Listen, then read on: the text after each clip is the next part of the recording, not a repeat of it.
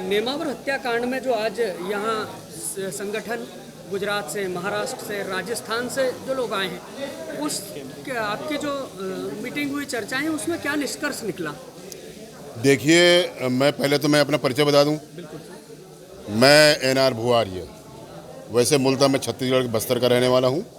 और ये जो घटनाक्रम जहां आप नेमावर की बात कर रहे हैं, उसी समय, उसी के आगे पीछे 15 दिन के पहले वहां भी ऐसी घटना हुई जहां 3 आदिवासी मारे गए हैं।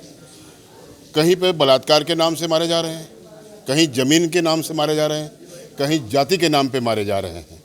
और इस घटना के अंदर में मुझे कुछ तो नहीं मिला, लेकिन मैं जहां घटना हुआ है वहां के प्रशासन से मैं ये पूछना जानना चाहता हूं कि वो थाना प्रभारी जो जिसका नाम है, उस समय जितेंद्र थाना प्रभारी थे, रिपोर्ट लिखी होगी।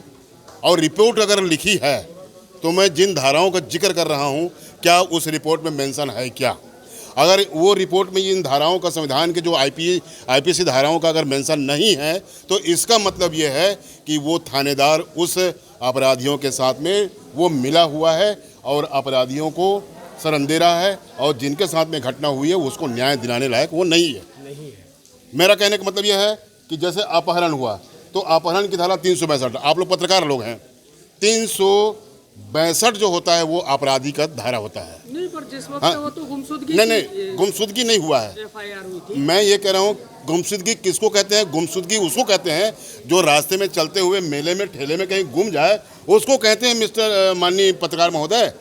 वो तो घर से उसको बुलवा करके उसको मर्डर किया गया है। 19 तारीख को जब उसका जन्मदिन मनाया जा रहा था, तो वो गुमशुदगी नहीं है, और उसमें बहुत सारे लोग, सारी चीजें तो बाद में सामने आई। ठीक है ना? इस वक्त FIR हुई, फर्स्ट FIR में, हाँ, तो गुमशुदगी की ही लेकिन वो हम ये चाह रहे हैं कि जो रिपोर्ट लिखी गई है वो गुमशुदगी का लिखा गया है, वो भी गलत है।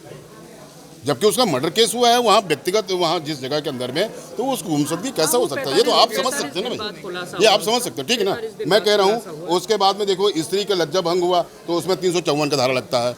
मैं चार्जशीट फाइल में मैं वही देखना चाहता हूँ आपके माध्यम से, जब आप इसको डिबेट को दिखाएंगे ना, तो ये धाराओं का, इन धाराओं का, एक मिनट, इन धाराओं का आप, एक मिनट, उन धाराओं का आप इनसे जिक्र करिए कि हत्या हुआ तो 302 आपको मालूम है, उसके बाद बलात्कार हुआ 376 हुआ, और उसके बाद में जो छीना झपटी हुई 412 का केस लगा धारा का, और उसके बाद में उसका जो छल कपट किया गया 415 का किया गया, धारा है कि नहीं है? उसकी साक्ष्य को मिटाया गया तो 191 पुलिस के ऊपर लगता है। और उससे बड़ा अपराध जहां मान ली जाए कि जब उसकी जो हत्या हो जाता है, आजीवन कारावास का, इन धाराओं के पीछे में जब मर्डर हो जाता है, बलात्कार होता है, तो आजीवन कारावास की जब धारा लगाते हैं तो 511 का आईपीएस के धारा के तहत 511 का आजीवन कारावास का धारा लगता है। तो मैं इन धाराओं को आपके माध्यम से या पुलिस प्रशासन से या प्रदेश की सरकार से जानना चाहता हूं कि जब इतनी बड़ी जघन्य अपराध हुआ है, कभी किसी वर्ल्ड में नहीं हुआ होगा, किसी देश में नहीं हुआ होगा, वो किसी भी समाज की माँ बहन हो। दिल्ली में हुआ निर्भया कांड, वो भी एक बहन है, हमारी समाज की, देश की बहन है। आज यहाँ हुआ है, कल और कहीं होगा और हो रहा होगा। क्या इस देश की सरकारें, प्रधानमंत्री, राष्ट्रपति, कार्यपालिका, न्यायपालिका, व्यवस्थापिका, क्या ये बैठे हुए हैं? आपके हमारे चिल्लाने से, आपके हमारे कहने से हम जब जाएंगे, रिपोर्ट लिखवाएंगे, उनसे न्याय मांगेंगे, तब क्या ये न्याय देंगे? मुझे लगता है, मुझे विश्वास नहीं है इनके ऊपर में कि ये न्याय दें। अब समाज को तैयार, पुलिस पे विश्वास नहीं है, प्रशासन पे नहीं, तो फिर आपका अगला कदम क्या होगा? हमारा अगला कदम ये होगा, जैसा न्याय के लिए हमारा अगला कदम ये होगा कि हम जितने भी सामाजिक संगठन के लोग यहाँ पे आए हैं, चाहे वो राजनीतिक संगठन के हो, मैंने जैसे कहा कि हमारे पहले भी लोग बाग आए यहाँ पर, अपनी अपनी बातें कही हैं, मैं उनका स्वागत करता हूँ। मैं कहीं से विरोध नहीं कर रहा हूँ कि चाहे वो बीजेपी से आए, कांग्रेस से आए, या वो गुणमाना गणतंत्र पार्टी से आए, मैं सबका स्वागत करता हूँ।